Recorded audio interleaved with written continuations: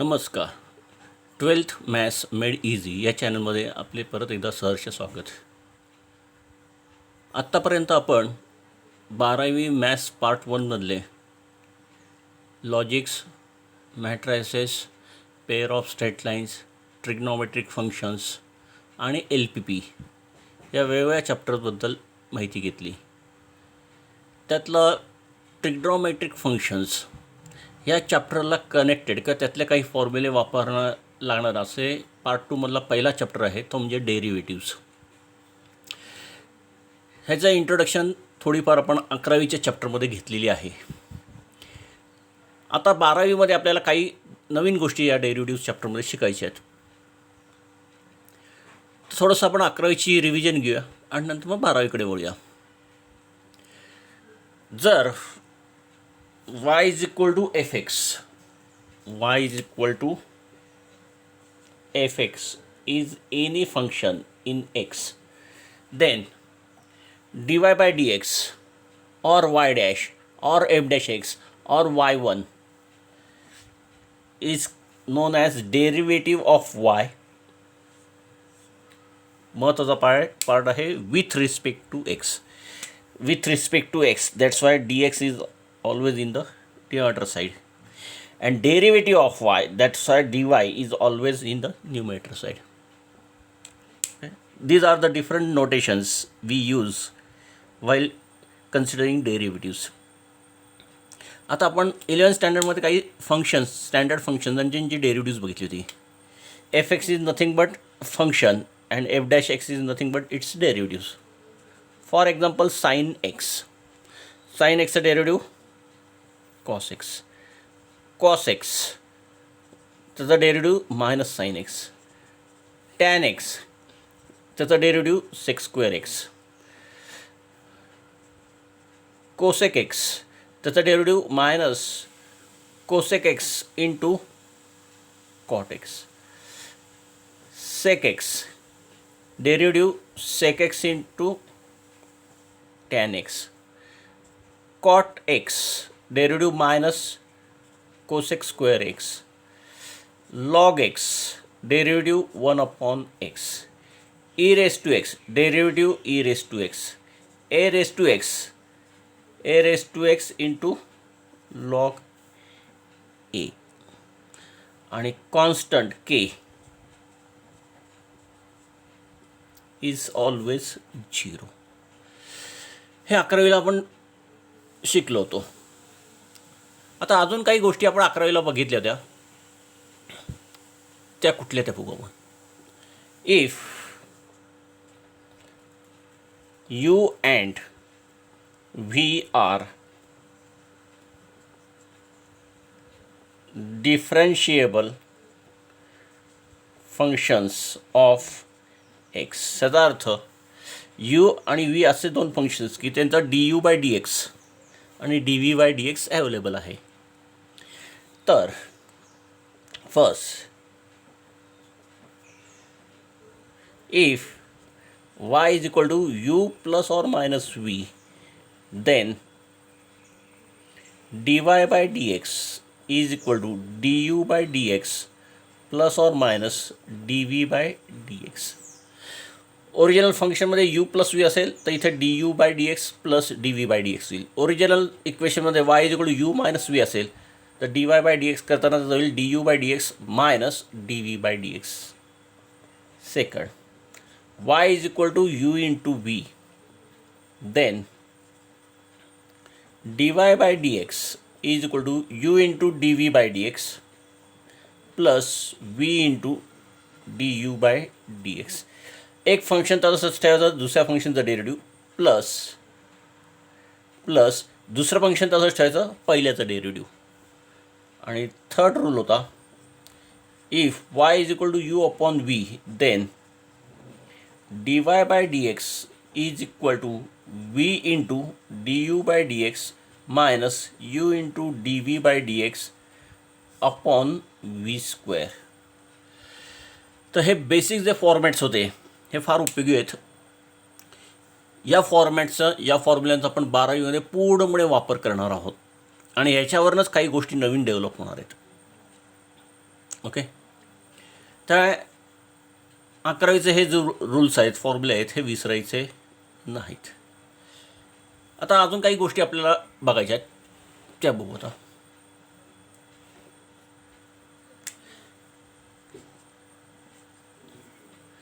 y is equal to f of gx. f means one function, gx is another function. First one function is function of another function. gx हे असं function आहे की जे f चं function आहे. Therefore dy by dx or y dash is equal to f dash of g of x into g dash of x. म्हणजे बाहेरच्या फंक्शनचं डेरिव्हेटिव्ह आतली व्हॅल्यू तशीच इंटू आतल्या फंक्शनचं डेरिव्हेटिव्ह. ओके, याला म्हणतो आपण composite derivative of composite functions. Composite म्हणजे एकाधिक. व्यवहारातलं उदाहरण घेऊ आपण. ज्या मोठ्या डब्यामध्ये हा लहान डबा आहे, मोठ्या डब्यामध्ये हा लहान डबा बसवला असेल तर डेरिव्हेटिव्ह घेताना नेहमी पहिल्यांदा मोठ्या डब्याचं डेरिव्हेटिव्ह घ्यायचं. डायरेक्ट आतमध्ये जाता येत नाही, त्यावेळेस आतल्या डब्यातली व्हॅल्यू तशीच ठेवायची इंटू मग आतल्या डब्यातलं डेरिव्हेटिव्ह घ्यायचं. ओके, नेहमी बाहेरनं आत यायचं, आतनं बाहेर जाणं योग्य नाही, काही वेळेस प्रॉब्लेम येतो, म्हणून बाहेरनं आत यायचं. आता ह्याच्यामध्ये अजून एक गोष्ट आहे, अजून ह्याच्यामध्ये एक लिहायचं राहिलं आपलं x raise to n. Derivative will n into x raise to n minus 1. एक्सची पॉवर एन असेल तर त्याचं डेरिव्हेटिव्ह एन इंटू एक्सची पॉवर एन असेल, एक्सची पॉवर एन असेल तर त्याचा derivative n into x raise to n minus 1 होतं. बरोबर. आता अजून एक काही स्टँडर्ड डेरिव्हेटिव्ह तुम्ही लक्षात ठेवा.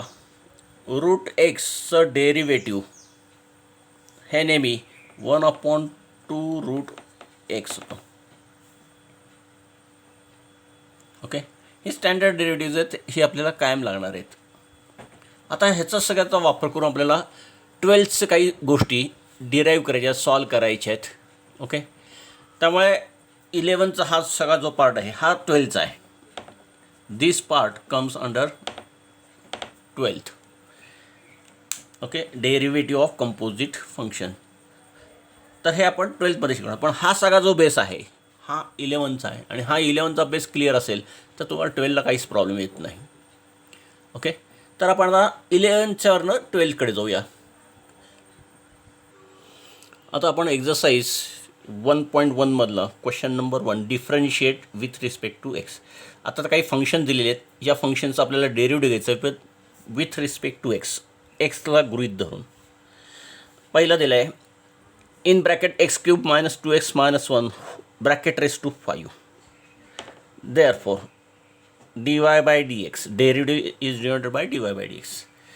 महत्त्वाचं तात्पुरतं आपण ह्या सगळं संबंध ब्रॅकेटला जगा एक्स मानलं तात्पुरतं, तर इनडायरेक्टली हे झालं x raise to 5. X raise to एनचं डेरिव्हेटिव्ह काय होतं? एक्स रेस टू एनचं डेरिव्हेटिव्ह इथं लगेच लिहू आपण. X raise to n d by by d x raise to n is equal to n into x raise to n minus 1. Power जी आहे ते पुढे येते आणि पॉवर 1ने कमी होऊन पॉवरला जाते. ओके, आता हा फॉर्म्युला मी इथे वापरायचं ठरवलं तर हीची पॉवर किती आहे 5, ती पुढे येईल x cube minus 2x minus 1 raise to 4. Power 1ने काय झाली? कमी झाली. ओके, इथंच थांबणार आहे का? नाही. आत्ताशी आपलं डेरिव्हेटिव्ह कोणाचं झालं? पॉवरचं घेऊन झालं. मूळ फंक्शनकडे आपण गेलेलो नाही आहे.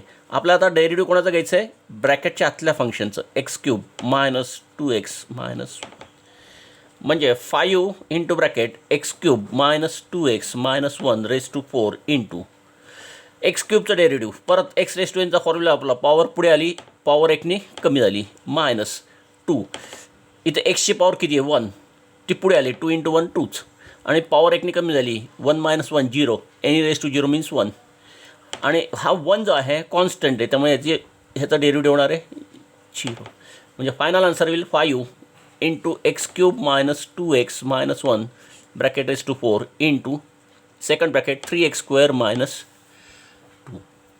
नेहमी लक्षात घ्या, derivative of the power of the function comes first and then the original function. Direct उडी घ्यायची नाही. आधी पहिल्यांदा पॉवरकडनं वरून खालती, जे बाहेरनं मग अशी मी तुम्हाला सांगितलं बाहेरनं आत यायचं. पहिली स्टेप बाहेरची ही आहे. ओके, अजून एखादं सम बघू. पुढचं sum y is equal to 2x⁻³ minus 3x⁻⁴/3 minus 5 bracket ⁻⁵/2. Same मगाचीच कन्सेप्ट dy/dx. पहिल्यांदा काय होईल, पूर्ण पॉवरचं डेरिव्हेटिव्ह घ्यायचं, म्हणजे पॉवर पुढे येईल into 2x⁻³ minus 3 × x⁻⁴/3 minus 5. तसाच पॉवर आता एकने कमी येईल, 5/2 minus 1. This is the derivative of the power into derivative of bracket 2 × x⁻³ minus 3 × x⁻⁴/3 minus 5. Go step by step, घाई नाही आपल्याला. ओके, इज इक्वल टू 5/2 तसाच, 2x⁻³ तसाच, मायनस 3x⁻⁴/3 तसाच, मायनस 5 तसाच, 5/2 minus 1, 5 minus 2 that is 3/2 into. आता ब्रॅकेटच्या आतल्या पार्टचं derivative घ्यायचं आपल्याला 1 बाय 1 एकेका स्टेप. हा 2 तसाच इंटू x⁻⁴/2चं डेरिव्हेटिव्ह. पॉवर नेहमी पुढे येते आणि पॉवर काय होईल, एकने कमी होईल, 3/2 मायनस 1 मायनस 3 इंटू पॉवर पुढे येणार x⁻⁴/3 मायनस 1. 5चं derivative it is 0 because 5 is a constant. Okay, आता आपल्याला फायनल स्टेप घ्यायची आहे. 5/2 तसाच, 2 × x⁻³ minus 3x⁻⁴/3 minus 5 bracket ⁻⁵/2 into. या 2 बरोबर हा 2 कॅन्सल होईल, 3x⁻², 3/2 minus 1, 3 minus 2 that is 1/2 minus 3ला 3 कॅन्सल झाला, 4x⁻², 4 minus 4/3 minus 1, 4 minus 3 that is 1/3. Now this is our answer. लक्षात येत आहे.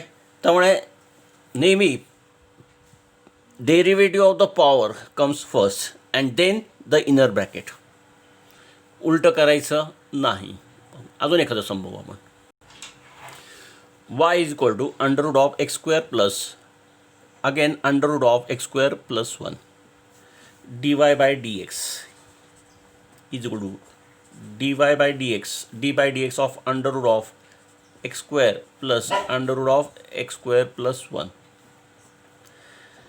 ओके, पहिल्यांदा या बाहेरच्या अंडररूटचं derivative 1/2 √x² plus √x² plus 1.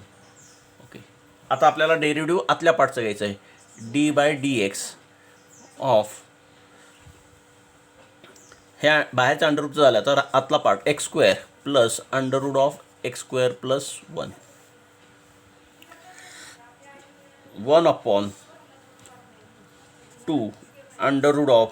√x² plus √x² plus 1 as it is into x²चं डेरिव्हेटिव्ह 2x, पॉवर पुढे येईल आणि पॉवर एकनी रिड्यूस येईल, प्लस मग असं का √x चं डेरिव्हेटिव्ह 1/2 √x² प्लस 1. हे कोणाचं झालं, तसे डेरिव्हेटिव्ह घेऊन अंडररूटचं. आता आपल्याला डेरिव्हेटिव्ह कोणाचं घ्यायचं आहे, आपल्याला आता डेरिव्हेटिव्ह घ्यायचं आहे अंडररूटच्या आतल्या पार्टचं dy/dx ऑफ x² प्लस 1. बरोबर, म्हणजे आता फायनल आन्सर 1/2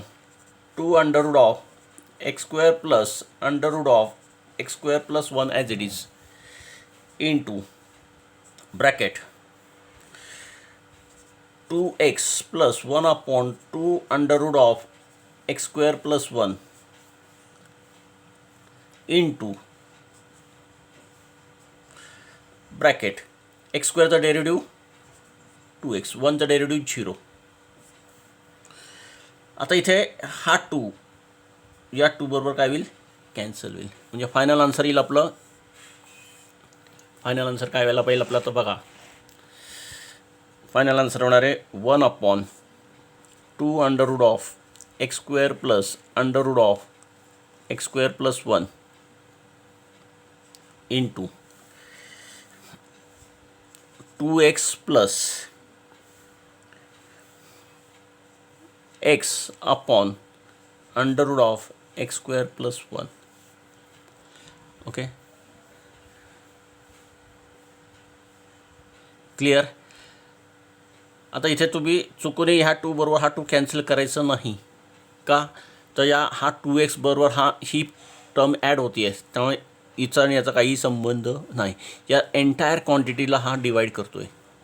ओके, त्यामुळे नेहमी डेरिव्हेटिव्ह ही कन्सेप्ट बाहेरनं आत जायचं आहे. पहिल्यांदा मेन रूट फंक्शनचं घेतलं आपण, नंतर मग आतल्या ह्या पार्टचं डेरिव्हेटिव्ह घ्यायला गेलो आपण. या पार्टचं डेरिव्हेटिव्ह घेताना आपण एक्स स्क्वेअरचं डेरिव्हेटिव्ह घेतलं, नंतर मग ह्या रूटचं घेतलं पॉवर. रूट मीन्स 1/2 पॉवर, आणि नंतर मग त्या आतल्या फंक्शनचं. त्या बाहेरनं आत जायचं, आतनं बाहेर येण्याचा प्रयत्न करायचा नाही, आता अभिमन्यू झाला तुमचा म्हणून समजा. ओके, आता आपण अजून एखादं पुढचं सम काय दिलं बघा. y = 3/5 into cube root of bracket 2x² - 7x - 5 bracket raise to 5.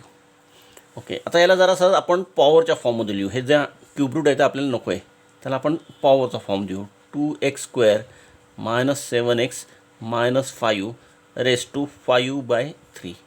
ही जी काही क्यूब रूटची पॉवर आहे ती डिनॉमिनेटरमध्ये जाईल. x raised to m upon n. What is this? This is the nth root of x raised to m. Numerator जातो पॉवरला आणि denominator जातो रूटला. दिस is the logic. लक्षात आलं आहे, लॉज ऑफ इंडायसेस. ओके, आता आपल्याला y = 5/3. आता मी हा जो डिनॉमिनेटरचा जो पार्ट आहे हा सगळा न्यूमरेटरमध्ये येतो आहे. 2x² - 7x - 5 - 5/3. लक्षात आलं आहे. 1/x raised to m is equal to x raised to -m. Again laws of indices. त्यामुळे इथे तुम्हाला लॉज ऑफ इंडायसेस किंवा अजून क्वाड्रॅटिक एक्सप्रेशनचं फॅक्टरायझेशन आहे ते सगळं आपल्याला इथे उपयोगी पडणार आहे. dy/dx 5/3 तसाच. आता मग अशी सांगितल्याप्रमाणे पहिल्यांदा पॉवर पुढे येते -5/3 2x² - 7x - 5, आणि पॉवर एक दी कमी होईल -5/3 - 1 into derivative of bracket 2x² derivative of bracket 2x² - 7x - 5 is equal to, sorry हे 3/5 आहे. इथे हा 3 आणि हा 5 आहे, उलटं लिहिलं आपण. दिस इज 3/5. 3/5 हा 3/5 या 5/3ला कॅन्सल होईल, मायनस साईन तसं जाईल. 2x² - 7x - 5 raise to -3 - 5 that is -8/3 into 2x², 2 तसाच, x² डेरिव्हेटिव्ह 2 इंटू एक्स, एक्सची पॉवर एकनी कमी होईल, मायनस 7x 7 तसाच, x raised to 1 he power पुढे येईल आणि पॉवर 0 होईल, आणि -5चं डेरिव्हेटिव्ह 0 पण कॉन्स्टंट आहे. -2x² - 7x - 5 raise to -8/3 into 4x - 7. Okay, हे मायनस साईन तसंच, 4x - 7 तसाच. आता ही निगेटिव्ह पॉवर पॉझिटिव्ह करायची आहे, म्हणजे हा 2x² - 7x - 5 हा खालती डिनॉमिनेटरमध्ये येईल, पॉवर त्याची पॉझिटिव्ह होईल. ओके, याला आता आपण परत ओरिजिनल फॉर्ममध्ये लिहूया. 4x - 7 अपॉन हा डिनॉमिनेटर जो आहे हा जाईल root cube root of 2x² minus 7x minus 5 raise to, हा न्यूमरेटरची पॉवर जी आहे ती ब्रॅकेटची पॉवर म्हणून तशीच राहील. लक्षात येते. त्यामुळे या सममध्ये पण तुमच्या लक्षात येईल की वेगवेगळ्या गोष्टी तुम्हाला कन्सिडर करायला लागतात. सगळ्यात महत्त्वाचं, बाहेरनं आत यायचं, पॉवरचं डेरिव्हेटिव्ह पहिल्यांदा घ्यायचं. First preference to power and then bracket. आधी ब्रॅकेट आणि मग पॉवरकडे जायचं नाही. ओके, अजून काही संपू आपण. क्वेश्चन 2 त्यातलं पहिलं, y is equal to cos of x² plus a². Therefore dy/dx is equal to, बाहेरनं आत जायचं म्हणजे पहिल्यांदा डेरिव्हेटिव्ह घ्यायचं कॉसचं derivative minus sine x² plus a² तसाच इंटू, आता ब्रॅकेटचं derivative of x² plus a².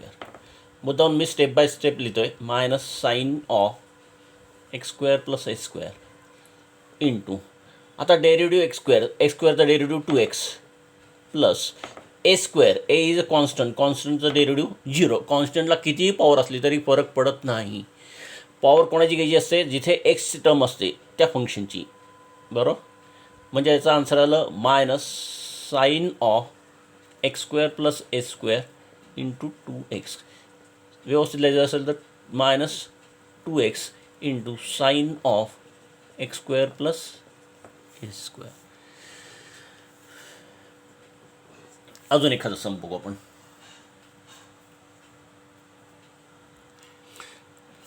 y is equal to cot cube of log of x³. Interesting function आहे. फंक्शन ऑफ फंक्शन बघा, x इज अ फंक्शन. हे x function कोणाचं आहे? Log फंक्शनचं. आणि log x³ हे एंटायर फंक्शन कोणाचं आहे? कॉट क्यूबचं आहे. बरोबर.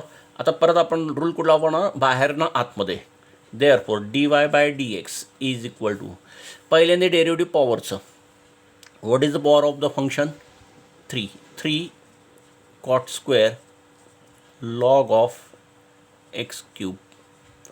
म्हणजे पहिल्यांदा पॉवरचं झालं. आता डेरिव्हेटिव्ह आपल्याला कोणाचं घ्यायचं आहे? कॉटचं. बरोबर ना.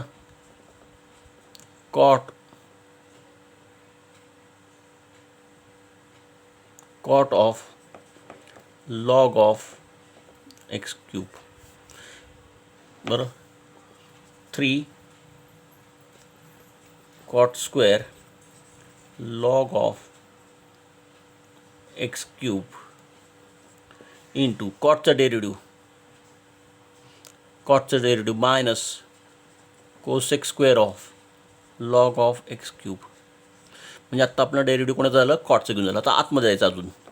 Derivative of log of x³. बघा आपण बाहेरनं आत कसं चाललो आहे. 3 cot square log of x³ into, हे मायनस साईन सगळ्यात सुरुवातीला दिलं तरी हरकत नाही. जर ते हे मायनस साईन मिस्टेक होऊ नये म्हणून ते मी सुरुवातीला देऊन टाकायचं. काही हा ब्रॅकेट तसाच राहतो, लक्षात येतच नाही. हे मायनस साईन म्हणजे ही 2 टर्म्स तयार होतात. त्यामुळे हे मायनस साईन जर मध्ये मल्टिप्लिकेशन असेल तर मायनस साईन नेहमी फ्रंटला देऊन टाकायचं. Cosec square of log of x³ into derivative of log 1/x³ into derivative of x³ up to x. आपण काय म्हणतो? डेरिव्हेटिव्ह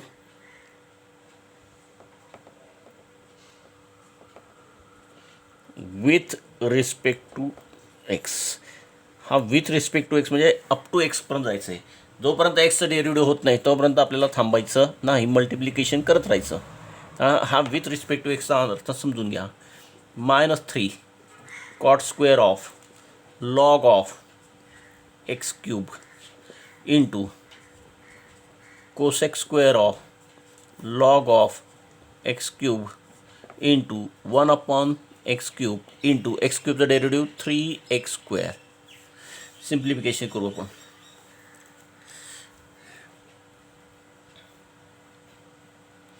-3 तसाच. What is cot square? Cot म्हणजे काय?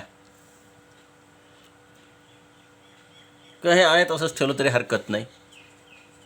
Cot square of log of x³ into cosec square of log of x³ into इथे काय होईल, हा एक्स स्क्वेअर इथल्या एका एक्स स्क्वेअर बरोबर बघा, हा एक्स स्क्वेअर इथल्या एका एक्स स्क्वेअर बरोबर निघून जाईल 3 अपॉन काय होईल एक्स. ह्या 3 अपॉन एक्सला सुरुवातीला घेतलं minus 9/x cot square log of x cube into cosec square of log of x cube. Okay, याच्यात तुमच्या लक्षात आलं असेल की आपल्याला एक मेथड कायम फॉलो करायची असते, ती म्हणजे बाहेरनं लेफ्टकडनं आतकडे, आणि लेफ्टकडनं आतमध्ये येताना पहिल्यांदा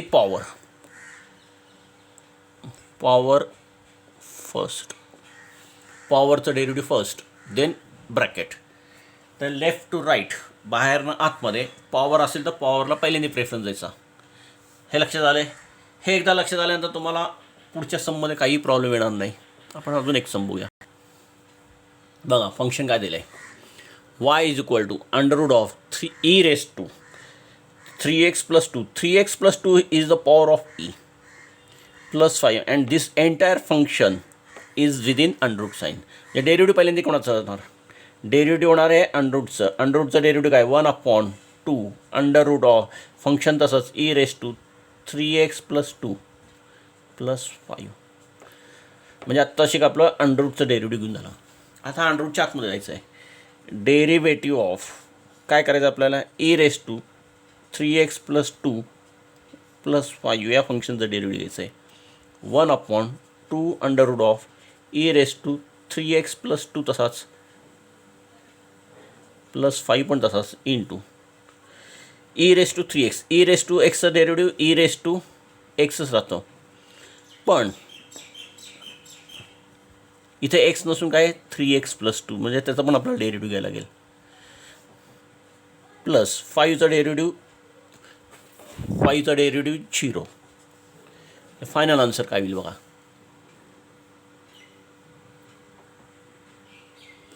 फायनल आन्सर काय येईल बघा, 1/2 under root of e raise to 3x plus 2 plus 5 into बरोबर, हा होईल e raise to 3x plus 2 into 3x plus 2चा डेरिव्हेटिव्ह, पहिल्यांदा 3xचा डेरिव्हेटिव्ह 3, 2चा डेरिव्हेटिव्ह 0.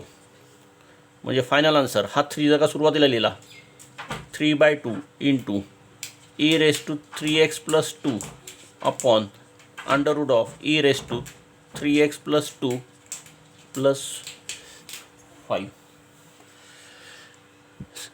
प्रोसेस जराशी लेंदी आहे, नो प्रॉब्लेम, पण प्रोसेसचा फ्लो लक्षात घ्या. प्रोसेसचा फ्लो हा नेहमी left to right, from outside to inner side and first preference to power, हा जगा फ्लो लक्षात ठेवला तर कुठलंही सम डेरिव्हेटिव्हमधलं अवघड नाही. हां, ह्याच्यात एक महत्त्वाची गोष्ट, 11वीचे डेरिव्हेटिव्हचे जे काही स्टँडर्ड फंक्शनचे फॉर्म्युले जे आहेत हे तुमचे पाठच असायला पाहिजेत. तसंच 11वीतल्या आपण सुरुवातीला 3 फॉर्म्युले लिहिते, y is equal to u plus v or plus or minus v. तर derivative will dy/dx is equal to du/dx plus or minus dv/dx. पहिला फॉर्म्युला, ॲक्च्युली हे 2 फॉर्म्युले प्लस और मायनस आहे, आपण तो क्लब केला आहे. If y is equal to u into v then dy/dx is equal to u into dv/dx plus v into du/dx. आणि third होता, if y is equal to u upon v then dy/dx is equal to v into du/dx minus u into dv/dx total divided by v square. तर हे basic 11वीतले फॉर्म्युले part असतील. आणि हे जे काय flow सांगितलं आता तुम्हाला, outer to inner, from left to right and power first, हा जो काय फ्लो आहे हा लक्षात घेतला तर कुठलंही सम डेरिव्हेटिव्हचं अवघड नाही. डेरिव्हेटिव्हमध्ये आता यावर्षी आपण अनेक फॉर्म्युले पण कव्हर करणार आहोत. हे फॉर्म्युले पण सोपे आहेत. 11वीचं नॉलेज कन्सेप्ट क्लिअर असतील तर तुम्हाला हे 12वी अजिबात जड जात नाही. तर सायमल्टेनियसली 11वीचं पण रिवाईज करा आणि 12वीचं सॉल्व करण्याची प्रॅक्टिस करा. ओके, आजच्या दिवस आपण इथेच थांबूया. पुढच्या लेक्चरच्या वेळेस आपण हाच एक्झरसाईज परत कंटिन्यू करू. ओके, तोपर्यंत व्यवस्थित प्रॅक्टिस करा आणि चांगल्यात चांगल्या प्रॅक्टिसनी 12वीच्या परीक्षेला सामोरं जाऊ आपण. Okay, thank you.